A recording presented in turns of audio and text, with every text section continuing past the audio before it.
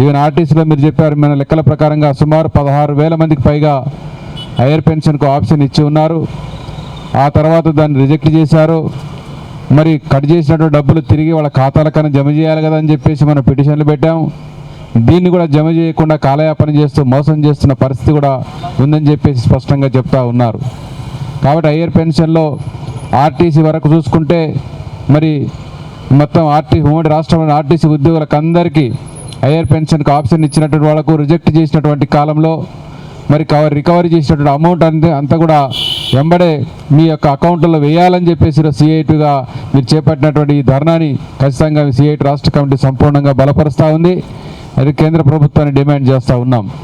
అదేవిధంగా కేంద్ర నాయకులు కరుమాలని గారు కూడా వస్తున్నారు. ఈరోజు మీ చర్చలు ఉన్నాయి, మీటింగులు, అవన్నీ చూసిన తర్వాత కూడా వారు సందేశం ఇస్తారు. దాన్ని బట్టి ఒక కార్యాచరణ రూపొందించుకొని మీరు ముందుకు పోవాల్సిన అవసరం కూడా ఉంటుంది. కానీ మనం డిమాండ్ చేస్తున్నాం, ఈరోజు ప్రభుత్వాలు, పాలక వర్గాలు గతం నుండి చూస్తూ ఉంటే అనేక విధానాలు మార్చుకుంటూ వస్తూ ఉన్నారు. ఒకనాడు ఫ్యామిలీ పెన్షన్ స్కీమ్ 1971లో ఉండేది. ఆ తర్వాత 95కి వచ్చి ఎంప్లాయీస్ పెన్షన్ స్కీమ్ తీసుకొని వచ్చారు. ఆ తర్వాత న్యూ పెన్షన్ స్కీమ్ తీసుకొని వచ్చారు. ఆ తర్వాత ఇప్పుడు యూపీఎస్ తీసుకొని వచ్చారు, యూనిఫైడ్ పెన్షన్ స్కీమ్ తీసుకొని వచ్చారు. అనేక రకాలుగా మార్పులు చేస్తూ ఉన్నారు.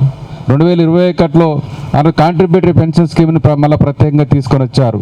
అంటే మొత్తం గవర్నమెంట్ జనరల్ ఓల్డ్ పెన్షన్ స్కీమ్ని పక్కకు పెట్టేసి, మరి పాత పెన్షన్ స్కీమ్ని పక్కన పెట్టేసి 2000 మరి ఆ రోజు 1 నుంచి అపాయింట్ అయినటువంటి వాళ్ళ సెంట్రల్ గవర్నమెంట్ పరిధిలో కావచ్చు, మళ్ళీ లేదు ఉమ్మడి రాష్ట్రంలో 2004 నుంచి అపాయింట్మెంట్ అయిన వాళ్ళు కావచ్చు, వాళ్ళకందరికీ కూడా కాంట్రిబ్యూటరీ పెన్షన్ స్కీమ్ని తీసుకొని వచ్చే పరిస్థితి మనం అందరం చూస్తూ ఉన్నాం.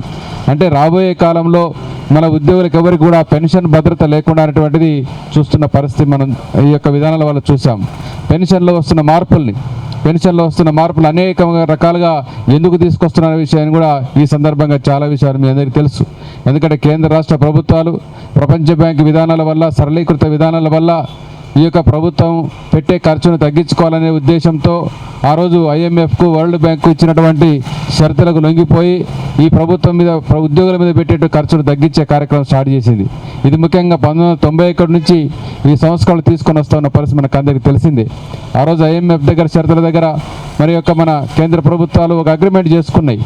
ఎందుకంటే వస్తున్న బడ్జెట్లో కానీ, ఆదాయంలో కానీ అత్యధికంగా ఖర్చు పెడతా ఉన్నారు, ఉద్యోగులపైన ఖర్చు పెడుతున్నారు, సంక్షేమ పథకాలపైన ఖర్చు పెడుతూ ఉన్నారు, స్కీములపైన ఖర్చు పెడతా ఉన్నారు.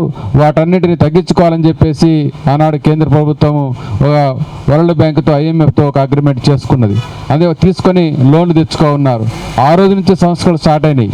మనందరికీ తెలుసు, 91లో పివి నరసింహరావు గవర్నమెంట్ ఈ విధానాలు స్టార్ట్ చేసిన తర్వాత మన రాష్ట్రంలో, ఉమ్మడి రాష్ట్రంలో 96లో, 95లో ఆనాడు చంద్రబాబు నాయుడు ముఖ్యమంత్రిగా ఉన్నాడు. వరల్డ్ బ్యాంక్ యొక్క విధానాన్ని ఇక్కడ ఖచ్చితంగా అమలు చేస్తున్నటువంటి ప్రయత్నం కూడా చేశారు. ఆ తర్వాత రాజశేఖర రెడ్డి గారు గవర్నమెంట్ అధికారంలోకి వచ్చిన తర్వాత 2004లో దీన్ని, ఈ కాంట్రిబ్యూటరీ పెన్షన్ స్కీమ్ని ఇంప్లిమెంటేషన్ చేసిన విషయం కూడా మనకు అందరికీ తెలిసింది. అందుకే ఈ మధ్యకాలం ఉన్నటువంటి అటు తెలుగుదేశం ప్రభుత్వమైనా, కాంగ్రెస్ ప్రభుత్వమైనా, ఈ ప్రభుత్వాలన్నీ కూడా ఈ సంస్కరణను తీసుకొని వచ్చేసి ఈ పెన్షన్ పైన దాడి చేస్తున్నటువంటి విషయం మనకు అందరికీ తెలిసిందే. అందుకే మన యావరేజ్ పెన్షన్ని కూడా ఈరోజు లెక్కలు వేయడంలో తేడా చేశారు.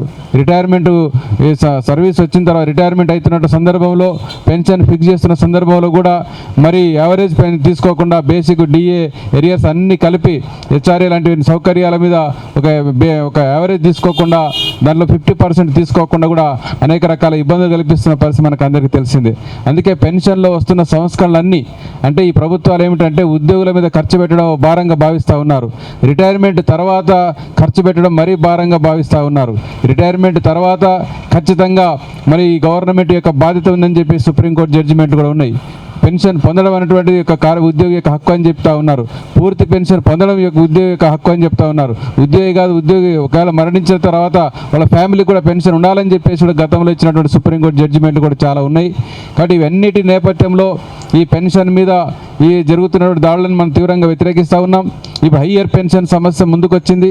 ఈ హయ్యర్ పెన్షన్ సంబంధించి ముందు ఆప్షన్స్ ఇచ్చారు, మళ్ళీ ఆప్షన్స్ అడిగారు, తర్వాత రిజెక్ట్ చేస్తూ ఉన్నారు, డబ్బులు పేమెంట్ చేస్తలేరు, దాని ఫిక్సేషన్లో తేడా వస్తూ ఉంది, తర్వాత వాయిదాలు వేస్తూ ఉన్నారు. అల్టిమేట్గా సుప్రీంకోర్టు జడ్జిమెంట్ని ఆసరాగా చేసుకొని ఈరోజు కేంద్ర ప్రభుత్వము పెద్ద ఎత్తున ఉద్యోగులకు నష్టం చేస్తున్న పరిస్థితి ఉందని చెప్పేసి మనకందరికీ తెలిసిందే. అందుకే ఈ విధానాల్ని ఖచ్చితంగా మనం తీవ్రంగా వ్యతిరేకిస్తున్నాం. ఐఆర్ పెన్షన్ కోరుతున్నటువంటి ఉద్యోగులకు అందరికీ న్యాయం జరగాలి. మరి పెన్షన్లో ఉన్నటువంటి సంస్కరణలన్నీ కూడా ఉద్యోగులకు వ్యతిరేకంగా ఉన్నటువంటి వాటిని తొలగించాలి.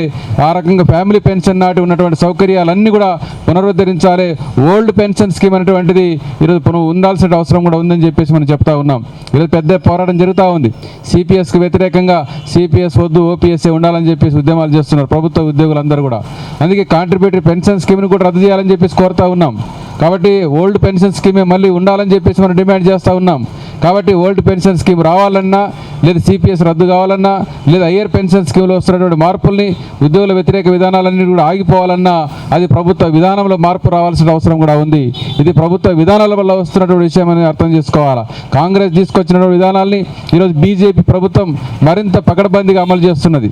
2008 నుంచి 14 మధ్యన ఉన్నటువంటి ఈ కాలంలో ఇచ్చినటువంటి ఆప్షన్స్ని మరి వాటిని పరిగణలోకి తీసుకోకుండా వాటిని రద్దు చేసే కార్యక్రమాన్ని ఇప్పుడు ఈ బీజేపీ కార్యక్రమం చేసింది. దాని మీద అన్ని హైకోర్టు తీర్పులు ఇచ్చినాయి. వాళ్ళు చాలా విషయాలు చెప్పారు. అలాగే సుప్రీంకోర్టు జడ్జిమెంట్ వ్యతిరేకంగా వచ్చింది.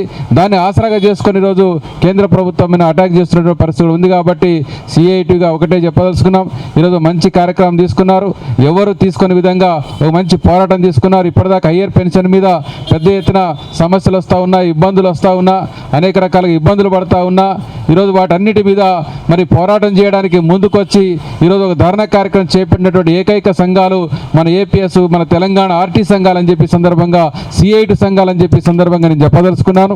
కాబట్టి ఆర్టీసీలో కాదు, అన్ని సంఘాలు, అన్ని రంగాల్లో ఉన్నటువంటి వాళ్ళందరూ కూడా పెద్ద ఎత్తున ఈ పోరాటాన్ని, ఉద్యమాన్ని ఇది కొనసాగించవలసిన అవసరం ఉంది. కేంద్ర ప్రభుత్వ విధానాల్ని మార్చుకోవాల్సిన అవసరం ఉంది. అందుకే కేంద్ర స్థాయిలో కూడా సెంట్రల్ ట్రేడ్ యూనియన్స్, సిఐటి కానీ, ఇతర కార్మిక సంఘాలు కానీ అందరూ కలిసి చేస్తున్న ప్రతి పోరాటంలో, సమ్మె పోరాటాలు కానీ, దేశవ్యాప్త ధర్నాలు కానీ, ప్రదర్శనలు కానీ, ఆ రిప్రజెంటేషన్ ఇచ్చిన సందర్భంలో కావచ్చు, ప్రధానమంత్రికి చెప్పిన సందర్భంలో కావచ్చు, ఆ రకంగా అనేక మందికి ఆల్ ఇండియా స్థాయిలో జరిగినటువంటి అన్ని అజిటేషన్లు కూడా ఈ పెన్షన్ సమస్య అనేటువంటిది మనం ప్రధాన డిమాండ్గా పోరాటం చేస్తూ ఉన్నాయి. కాబట్టి సిపిఎస్ రద్దు ఉంది, ఓపీఎస్ ఉండాలని చెప్పేసి కోరుతూ ఉన్నాం. హయ్యర్ పెన్షన్లు వస్తున్న సమస్యలను పరిష్కరించాలని చెప్పేసి కేంద్ర కార్మిక సంఘాలు, రాష్ట్ర కార్మిక సంఘాలు, మరి దేశవ్యాప్తంగా ఈ యొక్క పోరాటాలు కూడా కొనసాగుతూ ఉన్నాయి. అందుకే ప్రభుత్వ విధానాలు మారే విధంగా మన యొక్క పోరాటాలని, ఉద్యమాల్ని మరింత ఉద్ధృతం చేయాల్సిన అవసరం ఉందని చెప్పి సందర్భంగా నేను చెప్పదలుచుకున్నాను. అలాగే ఈ పెన్షన్లో వస్తున్న లోతుపాతుల సమస్యలు మళ్ళీ మీ నాయకులు చాలా విషయాలు మనకు తెలియజేస్తారు, భవిష్యత్ కార్యాచరణ కూడా.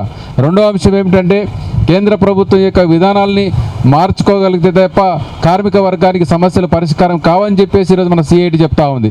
ఎందుకంటే సమస్యకు, ప్రభుత్వ విధానానికి, రాజకీయాలకు సంబంధం అని చెప్పేసి మనం చెప్తా ఉన్నాం సిఐటిగా. కాబట్టి సమస్యను సమస్యగానే చూసేసి విధానాన్ని పట్టించుకోకుండా, వారి అనుకున్న రాజకీయాలు పట్టించుకోకుండా ఉంటే సమస్యల పరిష్కారం కావు అని చెప్పేసి కూడా మన సిఐటి అఖిల భారత స్థాయిలో మొత్తం అనేక సందర్భాల్లో కార్మిక వర్గానికి పిలుపునిస్తూనే ఉంది. అందుకే ఈ పెన్షన్ వెనకాల ఉన్నటువంటి ప్రభుత్వ విధానం, ఆ విధానం వెనుకున్నటువంటి రాజకీయ పార్టీలు ఈ బీజేపీ యొక్క విధానాన్ని మనం ఎండగట్టకపోతే ఈ సమస్య పరిష్కారం కాదు. ఎందుకంటే ఇప్పటికీ పెన్షనర్లు కావచ్చు, లేదు ప్రభుత్వ ఉద్యోగులు కావచ్చు, సర్వీస్లో ఉన్నవాళ్ళు కావచ్చు, చాలామంది చూస్తూ ఉంటే ఇప్పటికీ చాలామంది భ్రమలు ఉన్నాయి. కేంద్ర ప్రభుత్వ విధానాలు, బీజేపీ పట్ల, నరేంద్ర మోడీ పట్ల అనేక రకాల ఒక భ్రమలతో పనిచేస్తున్న పరిస్థితి కూడా మనం చూస్తున్నాం. చాలా గొప్పగా సేవ చేస్తున్నట్టుగా మనం చూస్తూ ఉన్నాం. కానీ కేంద్ర ప్రభుత్వం అధికారంలోకి వచ్చిన తర్వాత మొత్తం ప్రభుత్వ రంగాన్ని ధ్వంసం చేస్తూ ఉంది. పబ్లిక్ సెక్టార్ని ప్రైవేటీకరణ చేస్తూ ఉన్నారు. ప్రభుత్వ రంగ సంస్థల ఆస్తులను అమ్ముతూ ఉన్నారు. ప్రభుత్వ ఉద్యోగుల యొక్క ఖాళీలు భర్తీ చేయడం లేదు. రిటైర్మెంట్లు అయిపోతూ ఉన్నారు. ఇప్పటికీ 2 కోట్లకు పైగా ఖాళీలు ఉన్నాయి. ఆ ఖాళీ పోస్టులు భర్తీ చేయడం లేదు. ఉన్న ఉద్యోగులకు పెన్షన్ సౌకర్యము లేదు, ప్రభుత్వ పెన్షన్ సౌకర్యము లేదు, అలాగే జీతభత్యాలు పెంచడం లేదు. కాబట్టి ఇట్లాంటి అనేక రకాల సమస్యలు ఎదుర్కొంటూ ఉన్నారు. అందుకే ఈ సమస్యలన్నిటికీ మూల కారణము ఈ రాజకీయ పార్టీలు, ఈ కేంద్ర బీజేపీ ప్రభుత్వం అనే విషయాన్ని మనం మన యొక్క ఎంప్లాయీస్లో క్యాంపెయిన్ చేసుకోవాల్సిన అవసరం కూడా ఉంటుంది. కాబట్టి ప్రభుత్వ విధానం మారితేనే మన యొక్క సమస్యల పరిష్కారం అవుతుంది, ఈ డిమాండ్ని పరిష్కారం అవుతాయని చెప్పేసి మనం ఆ రకంగా ఆలోచన చేసి మనం అందరం కలిసికట్టుగా ఐక్యంగా ముందుకు పోవాలని, మరి సిఐటి యొక్క అనుబంధంగా ఉన్నటువంటి ఈ 2 ఆర్టీసీ సంఘాలు ఉమ్మడి రాష్ట్రంలో హైదరాబాద్ వేదికగా ఈరోజు ఒక ధర్నా కార్యక్రమాన్ని ధర్నా చౌక్లో చేపట్టినందుకు మిమ్మల్ని అందరినీ కూడా అభినందిస్తూ ఉన్నాను. భవిష్యత్తులో సిఐటిగా అన్ని వేళల్లో మీకు అండదండలుగా ఉంటుందని చెప్పి తెలియజేస్తూనే సెలవు తీసుకుంటున్నాను.